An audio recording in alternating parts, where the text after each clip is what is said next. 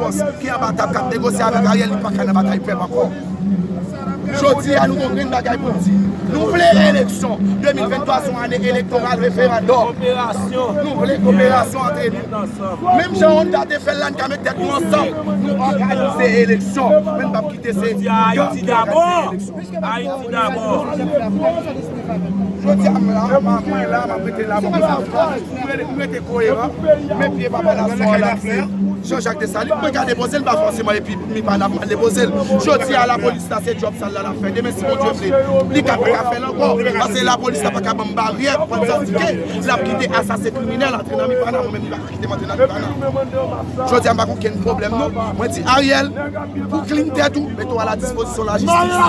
Il y a autant d'ordre dans mon Jovenel là. Là, on va sortir honnête. Deuxièmement, marrer tout assassin criminel. Canada, la France, États-Unis a fonctionné. Là, on va bien crédibilité. Mais tout est en gang ça là. Gang qui a financé ça dans le pays. Pour marrer, pour moi-même Ariel, pour qu'on rien dans le pays. Ariel doit marrer tout gang, tout assassin. Corps consulaire, chers concitoyennes, chers concitoyens, distingués invités, Veuillez m'excuser, s'il vous plaît. frères actions.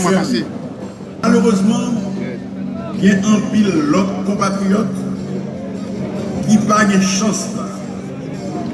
Machine insécurité, choléra et malcité bâti avec eux avant l'heure. Ma pensée à la famille qui n'est pas capable, dans l'occasion ça, de sous avec eux. Ça fait nous mal en pile. Mais ça va nous tout détermination pour changer ça. Pour tout le monde qui est tombé dans de mauvaises conditions, demandez-nous, s'il vous plaît, faites un petit moment de silence dans la mémoire. En campé.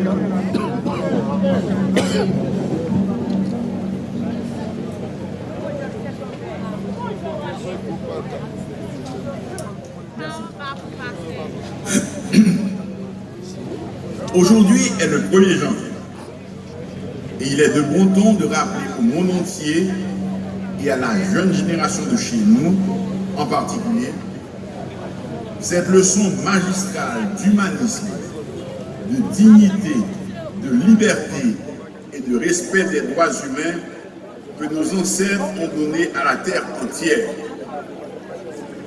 Aux yeux de l'univers étonné, nous avons donné l'exemple héroïque d'un peuple qui renversa toutes les barrières et tous les obstacles pour s'élever au rang de première république libre du monde. En remportant cette victoire mémorable, les Haïtiens ont appris aux esclavagistes de partout qui se prétendaient civilisés que l'asservissement et l'exploitation de l'homme par l'homme était inhumain et déshonorait ceux qui le faisaient. Il faudra du temps, beaucoup de temps pour les ramener tous à la raison. Mais nous avions tracé la voie et montré le chemin qui conduit à la liberté, en nous battant pour concrétiser le principe fondamental de la Déclaration universelle des droits de l'homme qui soutient que tous les êtres humains, quelle que soit leur race ou leur origine, naissent et doivent vivre libres et égaux en droit. Nous autres, Haïtiens, avons raison d'être fiers de l'épopée de 1804. Nous avons raison d'en parler continuellement. Mais chaque 1er janvier doit aussi être pour nous une occasion de nous interroger systématiquement sur l'utilisation que nous avons faite de cet héritage à nous léguer par nos valeureux ancêtres. Chaque Haïtienne doit se demander aujourd'hui si nos ancêtres pouvaient nous regarder les yeux dans les yeux aujourd'hui. Pourraient-ils être eux aussi fiers de nous? M'a quitté chaque monde répondre peut-être pas. Pour ma part, je dirais que nous avons dévié. Nous ne nous sommes pas toujours montrés à la hauteur de ce que le monde pouvait attendre d'un peuple qui a fait 1804. Un peuple qui a par le passé su transcender ses divergences, faire preuve d'intelligence et comprendre que c'est dans l'unité seulement qu'il était possible pour des va-nu-pieds de vaincre et de faire capituler l'une des armées les plus puissantes de l'époque. La victoire de 1804 a eu des répercussions mondiales. Nous avons réussi à exporter la révolution haïtienne. Nous avons aidé de nombreux peuples de l'Amérique latine à se libérer du joug des puissances coloniales, moyennant un engagement formel à proclamer la fin de l'esclavage dans tous les territoires libérés.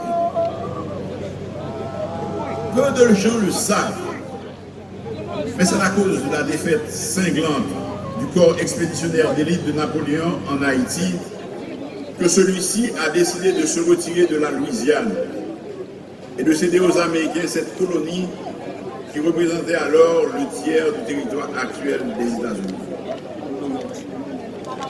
Chers compatriotes, je veux m'adresser en particulier aux jeunes Haïtiens, filles et garçons. Notre population est composée majoritairement de jeunes. Vous êtes l'avenir d'Haïti.